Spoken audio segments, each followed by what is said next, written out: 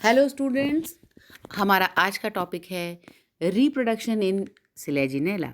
Students, Selaginella plant का जो जीवन चक्र या लाइफ साइकिल है उसमें स्पोरोफिटिक स्टेज या बीजाणुद्भिद अवस्था मुख्य अवस्था होती है और इसमें रिप्रोडक्शन या जनन के जो भी तरीके हैं उसके बारे में आज के लेक्चर में हम पढ़ेंगे। Reproduction in Selaginella reproduces by two methods. First, vegetatively. Selaginella plant का जो स्पोरोफिटिक स्टेज है उसके अंदर रिप्रोडक्शन दो तरीके से होता है। पहला, वेजिटेटिवली मीन्स कायिक जनन, जिसमें कोई भी वेजिटेटिव सेल रिप्रोडक्शन में भाग लेती है।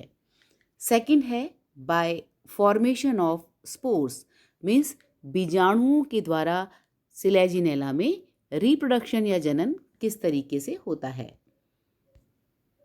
सबसे पहले हम बात करते हैं वेजिटेटिव रिप्रोडक्शन या कायिक जनन के बारे में। It takes place by following methods. ये जो वेजिटेटिव रिप्रोडक्शन या कायिक जनन है इसके कई प्रकार हो सकते हैं। सबसे पहला है fragmentation. Under humid conditions in Selaginella rupestris, trailing branches of the stem develop adventitious branches. These branches later disjoin from the parent plant and develop into separate individual plants. Selaginella rupestris के अंदर humid conditions यानी कि favourable conditions के अंदर इसकी जो stem है उससे एडवेंटिशियस ब्रांचेस निकल जाती हैं, जैसा कि हम इस डायग्राम के अंदर देख सकते हैं। बहुत सारी ये ब्रांचेस निकली हुई हैं और ये जो ब्रांचेस हैं अपने पेरेंट्स प्लांट में जो मेन पादप है उससे अलग हो जाती हैं, टूट जाती हैं और ये जो फ्रेगमेंट्स या टुकड़े हैं ये एक इंडिविजुअल प्लांट के रूप में डेवलप हो जाते हैं। तो इस तरीके से प्लांट का कोई भी फ्रेगमेंट या टुकड़ा एक नए प्लांट के रूप में डेवलप हो जाता है। नेक्स्ट वेजिटेटिव रिप्रोडक्शन का टाइप है tubers. These appear towards the end of the growing season. अब जो ट्यूबर्स हैं वो किसी भी ग्रोइंग सीजन के एंड में डेवलप होते हैं। फ्रेगमेंटेशन तो क्या था, ह्यूमिड कंडीशन है, फेवरेबल कंडीशंस हैं, उस दौरान बने थे। लेकिन जब सिलेजिनेला के लिए फेवरेबल कंडीशंस ख़त्म हो रही होती हैं, मीन्स जो ग्रोइंग सीजन है, जब पूरा मॉइस्चर है एनवायरनमेंट में, शेडी एनवायरनमेंट प्लांट को मिला हुआ है, उस सीज़न का जब एंड होता है मीन्स या तो टेम्परेचर बहुत ज़्यादा राइज कर जाता है और कंडीशंस सूटेबल नहीं होती है, उस सीज़न में या and of the growing seasons के अंदर ट्यूबर्स का निर्माण होता है। और ये जो ट्यूबर्स हैं it may be aerial developing at the apical end of the aerial branches और सबटरेनियन। अब ये जो ट्यूबर्स हैं या तो अपनी जो सिलेजिनेला की एरियल ब्रांचेस हैं उसके एपिकल एंड पे डेवलप हो सकते हैं या फिर भूमिगत हो सकते हैं। Under favourable conditions tubers germinate into a new plant. और जैसे ही कंडीशंस फेवरेबल होती हैं मीन्स मॉइस्चर अवेलेबल होता है, शेडी एनवायरनमेंट इन पौधों को मिलता है, तो ये जो ट्यूबर हैं वो एक नए प्लांट के रूप में डेवलप हो जाते हैं। इस डायग्राम में हम देख सकते हैं कि ये जो ब्रांच है इसके एंड में, एपिकल जो एंड है उसके ऊपर एक ट्यूबर का डेवलपमेंट हुआ, मीन्स बहुत सारी सेल्स हैं वो डिवाइड हो जाती हैं और फूड मटेरियल स्टोर हो जाता है। और जब कंडीशंस फेवरेबल होती हैं तब ये ट्यूबर्स जर्मिनेट कर जाते हैं, मीन्स इन ट्यूबर्स में से राइजोइड्स निकल जाते हैं और राइजोइड्स में रूट्स निकल जाती हैं। तो इस तरीके से एक ट्यूबर से एक नया प्लांट डेवलप हो जाता है। नेक्स्ट आता है resting birds. These are the compact structure. Resting birds एक तरीके से जो हमारा सिलेजिनेला का प्लांट का स्टेम है उसका जो एपिकल पोर्शन है, मीन्स सबसे ऊपर का जो एपिकल एंड है किसका, एरियल ब्रांचेस का, उसके अंदर लीव्स पास पास आ जाती हैं, कॉम्पैक्टली अरेंज हो जाती हैं और इनके अंदर जो फूड मटेरियल है वो स्टोर हो जाता है। The leaves in this region are closely arranged and overlap the growing point, और जो ग्रोइंग पॉइंट है मीन्स एपिकल पोर्शन, जहाँ से हमारा सिलेजिनेला ग्रो करता है, उस एपिकल पॉइंट की जो लीव्स हैं वो ओवरलैपिंग हो जाती हैं, जिन्हें हम रेस्टिंग बर्ड्स कहते हैं। Resting birds are capable to pass on the unfavourable conditions, और ये जो रेस्टिंग बर्ड्स हैं वो भी एडवर्स कंडीशन या अनफेवरेबल जो कंडीशन है उसको पास करने के लिए बनती हैं। मीन्स जब कंडीशन सूटेबल नहीं होती हैं तो ये रेस्टिंग बर्ड्स सुसुप्तावस्था में रहेंगी, डॉर्मेंट स्टेज में रहती हैं, और जैसे ही फेवरेबल कंडीशंस आती हैं, एनवायरनमेंट हमारे सिलेजिनेला के प्लांट के ग्रोथ के लिए फेवरेबल होता है, तो ये जो हमारी रेस्टिंग बर्ड्स हैं ये अलग हो जाती हैं हमारे राइजोफोर से और एक नए प्लांट के रूप में डेवलप हो जाती हैं। Under favourable conditions these birds give off rhizophore and that bear roots at their tips। तो इस तरीके से हमारे सिलेजिनेला में वेजिटेटिव रिप्रोडक्शन 3 तरीके से हो सकता है। पहला फ्रेगमेंटेशन, दूसरा ट्यूबर्स और तीसरा रेस्टिंग बर्ड्स।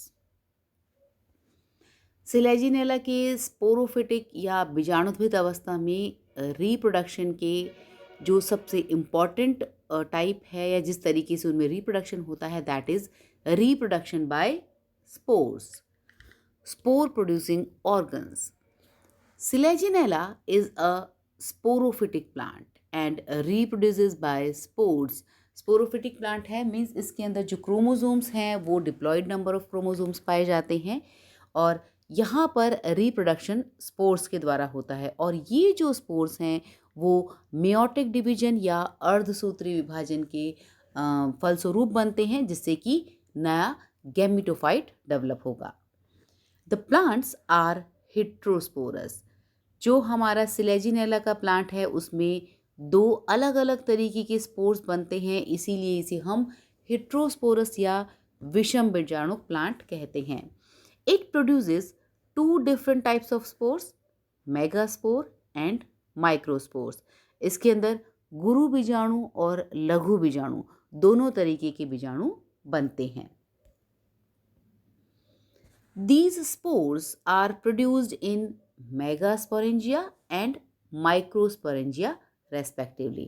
अब जो हमारे मेगास्पोर्स हैं या गुरु बीजाणु हैं वो मेगास्पोरेंजियम में डेवलप होते हैं, और जो लघु बीजाणु या माइक्रोस्पोर्स हैं वो माइक्रोस्पोरेंजियम के अंदर बनते हैं, which in turn are produced on fertile leaves known as megasporophyll and microsporophyll। अब जो पत्तियां जिनके अक्ष पर इन बीजाणुधानियों का निर्माण होता है उन्हें हम, जिसके अंदर गुरु बीजाणुधानी बनेगी उसे हम कहेंगे गुरु बीजाणुपर्ण या मेगास्पोरोफिल। और इसी तरीके से जिस पत्ती पर या जिस स्पोरोफिल पर लघु बीजाणुधानी का निर्माण होता है उसे हम लघु बीजाणुपर्ण या फिर माइक्रोस्पोरोफिल कहते हैं। Usually both these structures are grouped together. Normally हमारे सिलेजिनेला के प्लांट के अंदर माइक्रोस्पोरोफिल और मेगास्पोरोफिल एक साथ एक ग्रुप में कॉम्पैक्टली अरेंज रहते हैं, मीन्स एक स्ट्रोबिलस या एक कोन में एक साथ ही हमारे मेगास्पोरोफिल और माइक्रोस्पोरोफिल दोनों मिलते हैं, which is usually a terminal structure. Normally ये हमारे सिलेजिनेला प्लांट की जो स्टेम है उसके टर्मिनल पोजीशन यानी कि टिप पर पाए जाते हैं।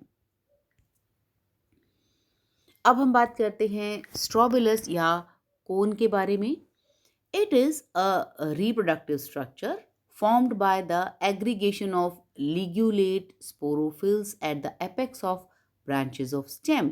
सिलेजिनेला का जब वेजिटेटिव ग्रोथ पूरी हो जाती है उसके बाद इनकी जो पत्तियां हैं, मीन्स स्टेम के टिप की जो पत्तियां जिनके अंदर लिग्यूल प्रेजेंट होता है, उनके एक्सेस पर माइक्रोस्पोरेंजियम और मेगास्पोरेंजियम का डेवलपमेंट होता है, जिसे हम कोन या स्ट्रोबिलाई कहते हैं।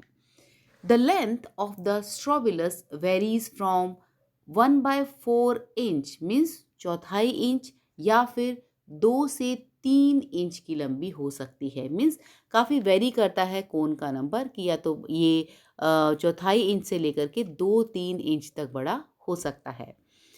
In some species, as for example, Selaginella cuspidata or Selaginella petula, the growth of the stem continuous beyond the strobilus.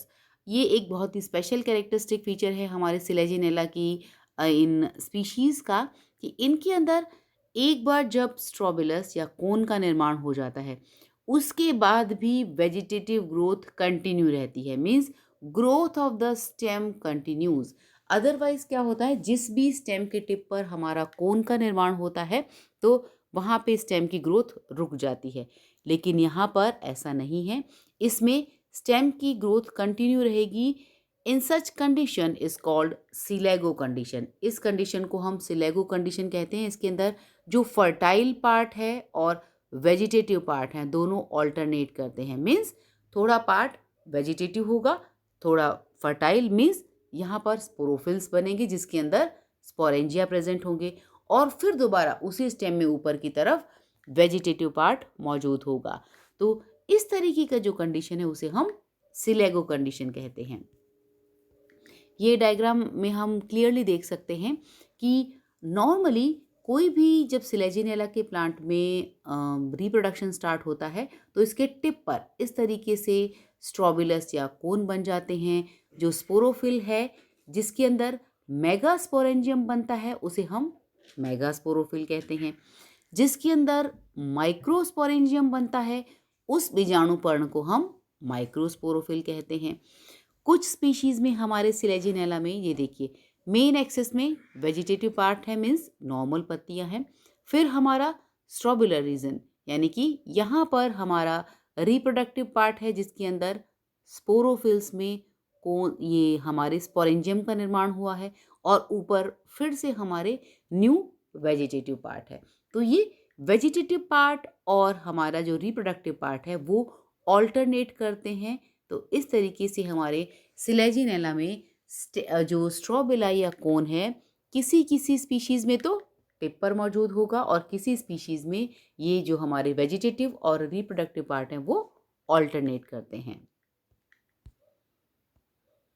Strobilus it consist of a central axis. यहाँ पर अगर हम किसी भी कोन का एलएस काटें तो यहाँ पर सेंटर में हम देखते हैं कि एक अक्ष या एक्सिस है जिसके चारों ओर spirally arranged ligulate sporophylls sporophylls arrange रहते हैं जो कि सर्पिलाकार क्रम में लगे हुए होते हैं। और सिलेजिनेला की जो पत्तियां हैं उसके अंदर स्मॉल लिग्यूल प्रेजेंट होते हैं, इसीलिए जो हमारे स्पोरोफिल हैं वो भी लिग्यूलेटेड हैं। Each sporophyll it actually bears a single stalked sporangium in its axis। और हर जो बीजाणु पर्ण या स्पोरोफिल है उसकी एक्सिस पर एक सिंगल स्पोरेंजियम प्रेजेंट होता है। मीन्स एक स्पोरोफिल में एक बीजाणुधानी उसकी एक्सिस पर लगी हुई होती है। The position of the sporangia differ in different species. अब स्पोरेंजिया की जो पोजीशन है वो अलग अलग स्पीशीज़ में अलग अलग हो सकती हैं। इट मे बी एक्सिलरी, ये एक्सिस पर भी लगे हुए हो सकते हैं या फिर कॉलाइन हो सकते हैं, मीन्स शाखाओं पर भी लगे हुए हो सकते हैं। Selaginella produces 2 types of spore. हमने स्टार्टिंग में ही पढ़ा था कि सिलेजिनेला एक हेट्रोस्पोरस या विषम बीजाणु प्लांट है। तो इसके अंदर 2 तरीके के बीजाणु बनते हैं, megaspore and microspores. The dimorphic condition of the spore is known as heterospory. इस कंडीशन को जिसके अंदर एक पौधे के अंदर दोनों प्रकार के बीजाणु बनते हैं उसे हम विषम बीजाणुकता या हेट्रोस्पोरी कहते हैं। The microsporangium produces large number of microspores. और जो हमारे लघु बीजाणु हैं नॉर्मली उनका नंबर बहुत ज़्यादा होता है, लार्ज नंबर में माइक्रोस्पोर्स बनते हैं। जबकि जो मेगास्पोरेंजियम मीन्स गुरु बीजाणु हैं उनका नंबर बहुत कम होता है, ज़्यादातर 4 मेगास्पोर एक बीजाणुधानी के अंदर बनते हैं। मीन्स बहुत सारे जो हमारे स्पोरोफिल्स हैं चाहे वो माइक्रोस्पोरोफिल हो या मेगास्पोरोफिल हो, हर स्पोरोफिल के एक्सिस पर एक सिंगल बीजाणुधानी या स्पोरेंजियम लगा हुआ होगा। और अगर वो माइक्रोस्पोरेंजियम है तो एक माइक्रोस्पोरेंजियम में बहुत सारे स्पोर्स प्रेजेंट होते हैं, लेकिन मेगास्पोरेंजियम यानी कि गुरु बीजाणुधानी में ज़्यादातर 4 मेगास्पोर्स ही प्रेजेंट होते हैं।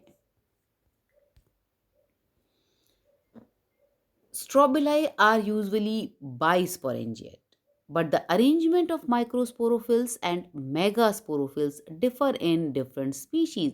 ज़्यादातर जो हमारे सिलेजिनेला की स्ट्रोबिलाई या कोन है, उसके अंदर एक कोन में दोनों ही प्रकार के स्पोरेंजियम होते हैं, मीन्स माइक्रोस्पोरेंजियम और मेगास्पोरेंजियम एक सिंगल कोन या स्ट्रोबिलाई में सिचुएटेड होंगे। लेकिन ये जो स्पोरेंजियम है उनकी पोजीशन अलग अलग स्पीशीज़ में अलग अलग हो सकती है, जैसा कि इन डायग्राम्स में हम देख सकते हैं। इस डायग्राम के अंदर हम देख सकते हैं कि जो माइक्रोस्पोरेंजियम है वो एक तरफ लगे हुए हैं, इस तरफ सारे के सारे माइक्रोस्पोरेंजियम लगे हुए हैं और इस तरफ हमारे कोन या स्ट्रोबिलाई के मेगास्पोरेंजियम है। कुछ स्पीशीज़ में ऊपर की तरफ माइक्रोस्पोरेंजियम लगे हुए होते हैं और नीचे का जो पोर्शन है उसमें मेगास्पोरेंजियम लगे हुए होते हैं। और कुछ हमारे सिलेजिनेला की स्पीशीज़ ऐसी हैं जिनके अंदर कहीं पर भी माइक्रोस्पोरेंजियम हो सकता है, कहीं पर भी जो मेगास्पोरेंजियम हो सकता है। मीन्स गुरु बीजाणुधानी और लघु बीजाणुधानी की जो पोजीशन है वो कुछ भी हो सकती है, ऊपर नीचे मतलब मिक्स हो सकते हैं। एक माइक्रोस्पोरेंजियम के बाद में एक मेगास्पोरेंजियम या फिर एक साथ लगे हो सकते हैं। मीन्स उनकी कोई फिक्स पोजीशन नहीं होती है। और कुछ स्पीशीज़ या हम कहें कि ज़्यादातर स्पीशीज़ में हमारे जो सिलेजिनेला के प्लांट हैं उसमें सारे के सारे जो स्पोरेंजियम हैं वो सिर्फ माइक्रोस्पोरेंजियम या लघु बीजाणुधानियाँ होती हैं, सिवाय एक नीचे सबसे नीचे की ओर सिर्फ एक सिंगल मेगास्पोरेंजियम या गुरु बीजाणुधानी प्रेजेंट होती हैं और बाकी सारी की सारी लघु बीजाणुधानियाँ होंगी या माइक्रोस्पोरेंजियम होगा। तो इस तरीके से 4 प्रकार से इन स्पोरेंजियम का अरेंजमेंट हो सकता है, या एक तरफ माइक्रोस्पोरेंजियम और एक तरफ मेगास्पोरेंजियम, या फिर ऊपर की तरफ माइक्रोस्पोरेंजियम और नीचे की तरफ मेगास्पोरेंजियम, या फिर कोई फिक्स पोजीशन नहीं है, आगे पीछे ऊपर नीचे कहीं पर भी माइक्रो और मेगास्पोरेंजियम हो सकते हैं। और लास्ट में इस तरीके का है कि सारे के सारे जो हमारा एक स्ट्रोबिलाई है उसके अंदर सारे के सारे स्पोरेंजियम माइक्रोस्पोरेंजियम है, सिर्फ एक सबसे नीचे वाला जो स्पोरेंजियम है वो मेगास्पोरेंजियम या गुरु बीजाणुधानी है। माइक्रोस्पोरेंजियम, अब हम बात करते हैं माइक्रोस्पोरेंजियम या लघु बीजाणुधानी के बारे में। Each microsporangium is a stocked globular और इलोंगेटेड स्ट्रक्चर। हमारी जो लघु बीजाणुधानी है सिलेजिनेला प्लांट की, वो एक इसमें स्मॉल छोटा सा स्टॉक होता है, ज़्यादातर ये गोलाकार या इलोंगेटेड स्ट्रक्चर है। Its colour varies from red, yellow to brown in different species. अब सिलेजिनेला की जो भी स्पीशीज़ हैं उनकी अलग अलग स्पीशीज़ में इनका कलर भी वेरी करता है, किसी किसी में रेड, येलो या फिर ब्राउन कलर का हो सकता है। The wall is 2 layered thick. हमारे माइक्रोस्पोरेंजियम या लघु बीजाणुधानी की जो स्पोरेंजियल वॉल है, बीजाणुधानी की सुरक्षा के लिए जो उसके चारों ओर कवरिंग बनी है या वॉल बनी है, वो 2 लेयर्ड थिक होती है, which is followed by A conspicuous tapetum. Tapetum जो हमारे डेवलपिंग माइक्रोस्पोर्स को पोषण प्रदान करने का काम करती है। In the young sporangium, inside the wall is present a mass of sporogenous cells.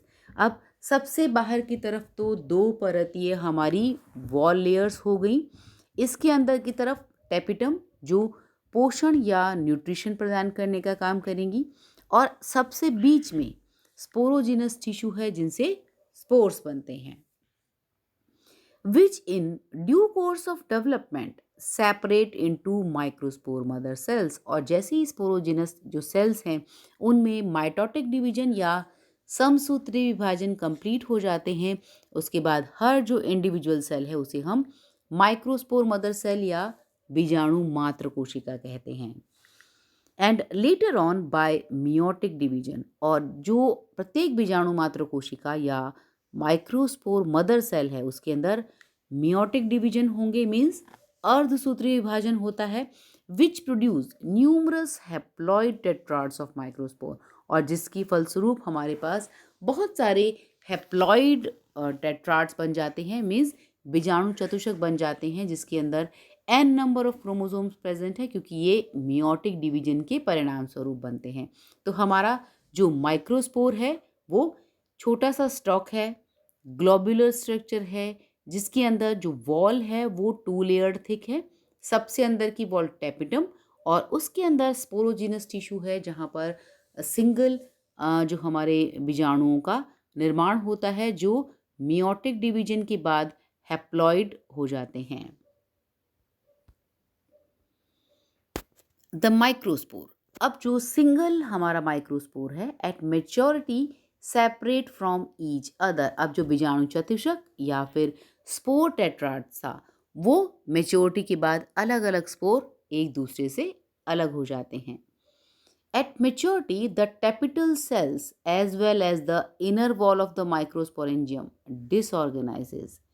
Wall of the sporangium is usually one layered at maturity and microspores are smaller in size.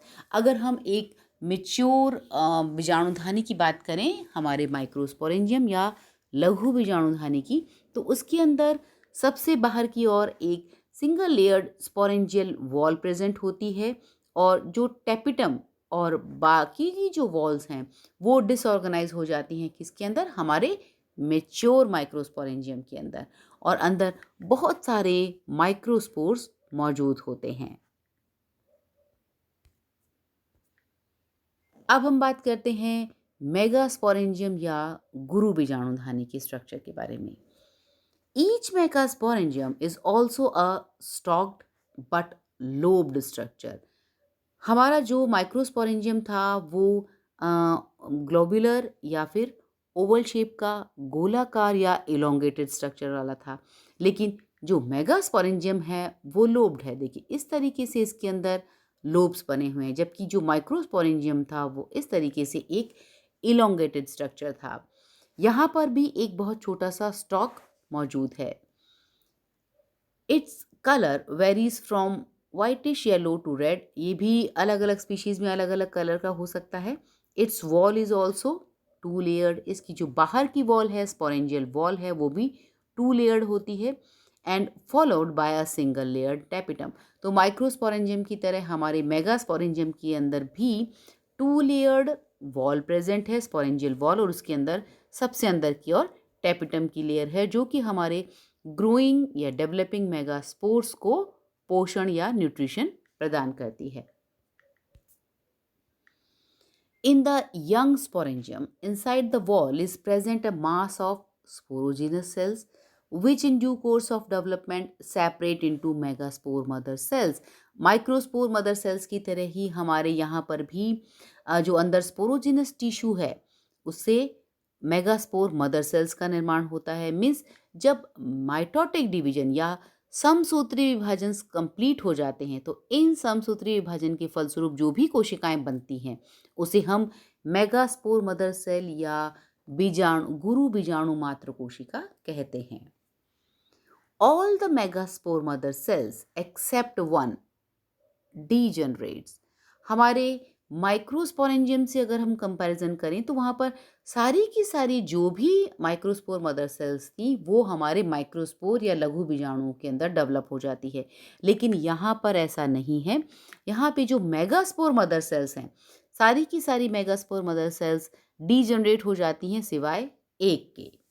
The remaining one later on by meiotic division produces only 4 haploid megaspore. और जो एक हमारी गुरु बीजाणु मात्र कोशिका बचती है उसके अंदर मियोटिक डिवीजन या अर्धसूत्री विभाजन होता है जिसके फलस्वरूप 4 बीजाणु बनते हैं। Sometimes less than 4 megaspores are produce inside each megasporangium. as for example Sileginella rupestris produces only 1 megaspore per megasporangium. और कभी कभी ये इतने ज़्यादा रिड्यूस होते हैं कि एक गुरु बीजाणुधानी में केवल एक गुरु बीजाणु या एक मेगास्पोर का ही निर्माण होता है। तो ज़्यादातर जो स्पीशीज़ हैं उसके अंदर जो भी मेगास्पोर मदर सेल्स थी सारी की सारी डीजनरेट हो जाती हैं। सिर्फ एक मेगास्पोर मदर सेल के अंदर मियोटिक डिवीजन या अर्धसूत्री विभाजन होता है, जिसके परिणाम स्वरूप 4 हैप्लॉइड मेगास्पोर्स बनते हैं। At maturity, the tapetal cells usually along with inner wall of the sporangium disorganize। यहाँ पर भी जब हमारा मेगास्पोरेंजियम या गुरु बीजाणुधानी है वो मेच्योर हो जाती है तो इसकी जो टेपिटल सेल है, टेपिटम की जो कोशिकाएं हैं और साथ ही साथ स्पोरेंजियम की इनर वॉल वो डिसऑर्गेनाइज हो जाती है और हमारा megaspores are larger in size than microspores. और जो हमारे गुरु बीजाणु हैं, क्योंकि एक गुरु बीजाणुधानी में केवल 4 ही गुरु बीजाणु या मेगास्पोर्स हैं, तो इनका साइज माइक्रोस्पोर्स के कंपैरिजन में बहुत बड़ा होता है। The sporangia usually dehiscence by a vertical slit formed in apical region of the sporangia and spores are disseminated in the air। अब ये जो हमारे लघु बीजाणुधानी के अंदर माइक्रोस्पोर्स बनते हैं, ये एक वर्टिकल स्लिट के द्वारा डेहिसेंस हो जाते हैं और बाहर एयर के अंदर डिसेमिनेट हो जाते हैं। ये तो हमने बात की माइक्रोस्पोरेंजियम और मेगास्पोरेंजियम का स्ट्रक्चर क्या है। अब हम बात करते हैं कि ये जो माइक्रोस्पोरेंजियम और मेगास्पोरेंजियम है इनका डेवलपमेंट या विकास किस तरीके से होता है। As the position of sporangium is either colline or foliar, the initials are either situated on the axis or on the leaf respectively। अब ये डिपेंड करता है कि हमारा जो स्पोरेंजियम है मीन्स चाहे वो माइक्रोस्पोरेंजियम हो या मेगास्पोरेंजियम हो वो कहाँ पर सिचुएटेड है। अगर इसकी पोजीशन हमारी कॉलाइन है मीन्स शाखाओं पर लगा हुआ है तो जो हमारी इसका डेवलपमेंट होगा वो भी हमारी कॉलाइन में जो इनिशियल सेल्स हैं उनके द्वारा होगा। अगर फोलियर है तो ये पत्तियों पर लगेंगे। The development of the sporangium and formation of spores चाहे वो माइक्रो हो या मेगा हो is similar up to the formation of spore mother cells and is as follows. हमारा जो लघु बीजाणुधानी और गुरु बीजाणुधानी है उनका डेवलपमेंट स्पोर मदर सेल्स या बीजाणु मात्र कोशिका बनने तक दोनों ही के अंदर बिल्कुल सेम होता है। The development is of eusporangiate type. Development बीजाणुधानियों का दो तरीके से होता है, लेप्टोस्पोरेंजिएट या फिर यूस्पोरेंजिएट। यूस्पोरेंजिएट में कई कोशिकाएं मिलकर के बीजाणुधानी का निर्माण करती हैं, जबकि लेप्टोस्पोरेंजिएट टाइप में सिर्फ एक सिंगल कोशिका से ही पूरी बीजाणुधानी का निर्माण होता है। और हमारी सिलेजिनेला में जो कंडीशन है वो है eusporangiate means it takes place with the help of a row of initials. यहाँ पर एक से ज़्यादा कोशिकाएं बीजाणुधानियों के निर्माण में पार्टिसिपेट करती हैं और जो भी कोशिकाएं इस बीजाणुधानियों को बनाने में पार्टिसिपेट करती हैं उन्हें हम स्पोरेंजियल इनिशियल कहते हैं। In some cases from a single sporangial initial cell like spinulosa, और कभी कभी हमारी कुछ स्पीशीज जैसे कि सिलेजिनेला स्पाइनुलोसा है उसके अंदर केवल एक सिंगल सुपरफिशियल सेल से ही पूरी बीजाणुधानी का निर्माण होता है। मीन्स वहाँ पर लेप्टोस्पोरेंजिएट टाइप ऑफ कंडीशन है। These cells divide periclinally forming outer jacket initial and inner archesporial initial. अब यहाँ पर हम देख सकते हैं सबसे पहले जहाँ पर भी बीजाणुधानियों का निर्माण होना है उसके ऊपर की जो सुपरफिशियल कोशिकाएं हैं वो दूसरी सेल्स के कंपैरिजन में बड़ी हो जाती हैं, साइटोप्लाज्म थिक हो जाता है और वो डिवीजन के लिए बिल्कुल रेडी हो जाती हैं। उन कोशिकाओं को हम स्पोरेंजियल इनिशियल कहते हैं। इनके अंदर फर्स्ट पेरिक्लाइनल डिवीजन या परिधीय विभाजन होता है जिससे ऊपर की लेयर जिसे हम जैकेट इनिशियल कहते हैं और नीचे की एक लेयर जिसे हम आर्चीस्पोरियल इनिशियल कहते हैं का निर्माण होता है। ये देखिए जिस डायग्राम में हम देख सकते हैं इस तरीके से ऊपर की ओर जैकेट इनिशियल, जिससे बाद में बीजाणुधानी की जैकेट का निर्माण होगा, और नीचे की ओर आर्चीस्पोरियल सेल्स जो कि स्पोरोजिनस टिश्यू बनाएंगी। The jacket initials by further periclinal and anticlinal division form the jacket which is two-celled thick। अब ये जो हमारी दो सेल्स थी उसके अंदर बहुत सारे डिवीजन होते हैं, पेरिक्लाइनल और एंटीक्लाइनल। एक पेरिक्लाइनल और बाकी एंटीक्लाइनल, जिसकी वजह से टू सेल्ड थिक हमारी जैकेट लेयर का निर्माण हो जाता है। अब इसी वक्त जब ऊपर की तरफ जैकेट लेयर बन रही होती है तो जो अंदर की हमारी कोशिकाएं हैं, ये archesporial initials divide in all directions, ये सारे प्लेन्स के अंदर डिवाइड करती हैं, जिससे कि बहुत सारी स्पोरोजिनस सेल्स का निर्माण हो जाता है। The cells of the outermost layer of sporogenous tissue divided periclinally forming a single layered tapetum। अब जो बाहर की कोशिका है, स्पोरोजीनस टिश्यू के सबसे बाहर की आउटर मोस्ट लेयर, उसमें एक पेरिक्लाइनल या परिधीय विभाजन होता है, जिसके फलस्वरूप टैपिटम का निर्माण होता है। It is a nourishing layer, और ये जो हमारी टैपिटम है वो एक हमारे डेवलपिंग स्पोर्स को पोषण प्रदान करने का काम करती है। तो इस तरीके से हम देख सकते हैं कि single row of initial sporangial initial cell से हमारे बीजाणुधानी का निर्माण होता है। दो जैकेट लेयर्स बन जाती हैं, means to layered jacket present होती है, और इसके बाद टैपिटम, सबसे अंदर की जो परत है उसे हम टैपिटम कहते हैं, जो कि हमारे डेवलपिंग स्पोर्स को न्यूट्रिशन प्रोवाइड करती है, और इसके अंदर सबसे अंदर की ओर स्पोरोजिनस टिश्यू प्रेजेंट है, जो बाद में माइक्रोस्पोर या मेगास्पोर्स का निर्माण करती है।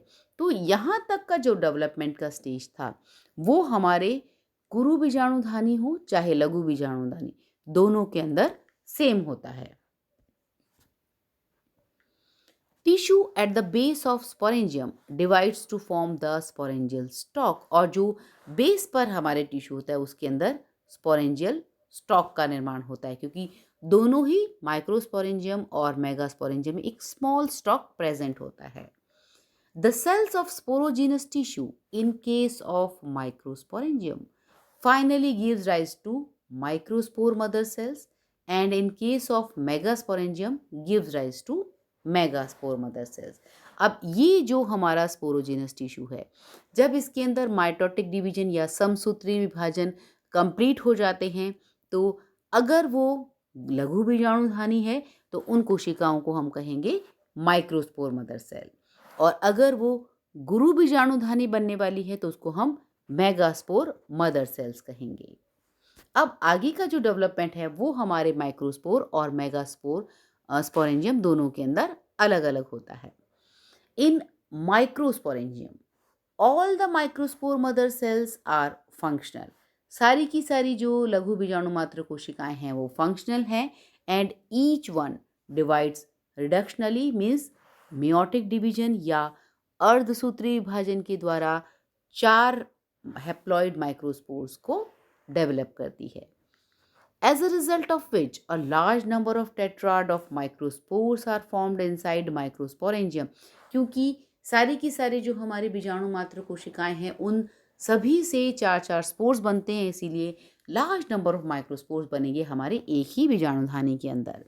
Later on these microspores separate from each other, तो ये जो स्पोरोजेनस टिश्यू है अगर इससे माइक्रोस्पोर बनता है तो ये जो माइक्रोस्पोर्स हैं इनका नंबर ज़्यादा होता है, क्योंकि प्रत्येक बीजाणु मात्र कोशिका से 4 माइक्रोस्पोर्स या लघु बीजाणु बनते हैं। The mature microsporangium dehiscence by a vertical slit in the apical region, और इसका जो एपिकल रीजन है ऊपर का पोर्शन है यहाँ पर एक एपिकल स्लिट होती है, जिससे बाद में ये अलग हो जाते हैं और माइक्रोस्पोर्स बाहर लिबरेट हो जाते हैं। By the drying of unsplitted portion, the spores are forced out and then they are dispersed away by the wind, और जब ये सूख जाती हैं तब ये दो पोर्शन अलग हो जाते हैं, स्पोर्स हवा में बिखर जाते हैं। अब अगर हम बात करें मेगास्पोरेंजियम की, चूंकि स्पोरोजिनस टिश्यू बनने तक तो दोनों ही बीजाणुधानियों में सेम डेवलपमेंट होता है। अगर इससे माइक्रोस्पोरेंजियम बनता है तो इसे हम माइक्रोस्पोर मदर सेल कहेंगे, लेकिन अगर इनसे मेगास्पोर बनेंगे तो इसको हम इन स्पोरोजिनस सेल्स को हम मेगास्पोर मदर सेल्स कहेंगे। मेगास्पोरेंजियम के अंदर बाकी सारी की सारी जो हमारी मेगास्पोर मदर सेल्स हैं डीजनरेट हो जाती हैं एक्सेप्ट वन। सिर्फ एक कोशिका ही फंक्शनल होती है और बाकी सारी डीजनरेट हो जाती हैं, which divides reductionally forming a tetrad of 4 haploid megaspores। और जो एक फंक्शनल हमारी मेगास्पोर मदर सेल है उससे 4 हैप्लॉइड मेगास्पोर्स या 4 गुरु बीजाणुओं का निर्माण होता है। The dehiscence of megasporangium is similar to that of the microsporangium। और इसके अंदर भी एक एपिकल स्लिट होती है और जब ये हमारी स्पोरेंजियम या बीजाणुधानी सूख जाती है तो ये फट जाती है ऊपर की तरफ से और हमारे मेगास्पोर्स बाहर बिखर जाते हैं। तो इस तरीके से एक हमारे जो सिलेजिनेला का प्लांट है उसके अंदर माइक्रोस्पोरेंजियम में माइक्रोस्पोर्स और मेगास्पोरेंजियम के अंदर मेगास्पोर्स का निर्माण होता है। तो अगर हमें एक सिंगल डायग्राम में इसे शो करना हो तो हम देख सकते हैं कि स्पोरेंजियल इनिशियल जहाँ पर भी बीजाणुधानी का निर्माण होना है, सबसे ऊपर एक row means eusporangial type of development है। सबसे पहले परिधीय विभाजन होगा, 2 लेयर्स बनती हैं, जैकेट इनिशियल और आर्चीस्पोरियल इनिशियल। जैकेट इनिशियल में एक परिधीय विभाजन और बाकी सारे एंटीक्लाइनल डिवीजन होते हैं जिससे 2 परतीय जैकेट लेयर बन जाती हैं और सबसे अंदर की ओर जो हमारी आर्चीस्पोरियल सेल्स हैं उससे स्पोरोजिनस टिश्यू बनता है। ये sporogenous tissue after completion of mitotic division means जब सारे समसूत्री विभाजन कंप्लीट हो जाते हैं उसको हम स्पोर मदर सेल कहते हैं। और सबसे अंदर की लेयर टेपिटम और बाहर 2 परतीय जैकेट लेयर।